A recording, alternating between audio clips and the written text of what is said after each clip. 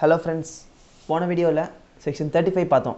இந்த வீடியோவில் இன்னும் ஒரு ரொம்ப இம்பார்ட்டண்ட்டான ஒரு டிடக்ஷன் பார்க்க போகிறோம். Section 35AD.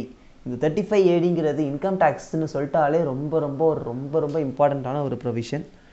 இந்த 35ADங்கிறது எதுக்குன்னா இது ஒரு நிறைய பெனிஃபிட்ஸ் இருக்குது. இந்த செக்ஷன் 35AD இது வந்து ஒரு லிஸ்ட் ஆஃப் 14 சர்வீசஸ் இருக்குது.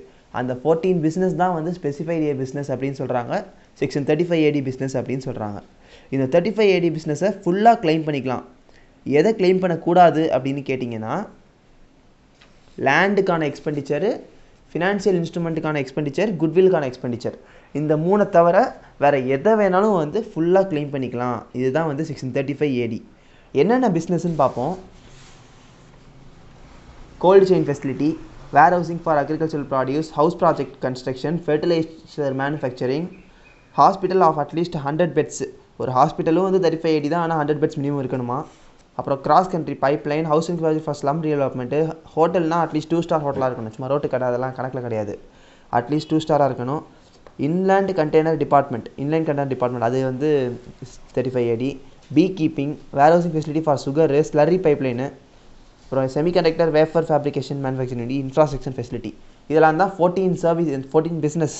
இந்த 14 பிஸ்னஸ்லேருந்து நமக்கு பண்ணுற கேபிட்டல் எக்ஸ்பெண்டிச்சரை ஃபுல்லாக கிளைம் பண்ணிக்கலாம். Accept land, financial instrument, goodwill, இதை தவிர மீதி எல்லாத்தையும் ஃபுல்லாக கிளைம் பண்ணிக்கலாம். இதில் ஏதாச்சும் ஒரு லாஸ் வருதுன்னா அந்த சேம் கைண்ட் ஆஃப் 35AD பிஸ்னஸோட ப்ராஃபிட் கோட மட்டும்தான் வந்து செட் ஆஃப் பண்ண முடியுது. ஏற்கனவே நம்ம set off and carry forward லெசனில் தெளிவாக பார்த்துட்டோம். அடுத்து கேரி ஃபார்வர்டு பார்த்தீங்கன்னா 35AD பிஸ்னஸ் லாஸை வந்து எத்தனை வருஷத்துக்கு வேணாலும் கேரி ஃபார்வர்ட் பண்ணலாம்.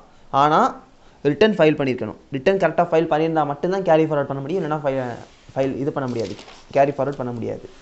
அப்புறம் ஒரு 35AD அசட்டை நம்ம பர்ச்சேஸ் பண்ணிட்டோம் அப்படின்னா அதை 8 இயர்ஸ்க்கு வந்து ட்ரான்ஸ்ஃபர் பண்ணக்கூடாது.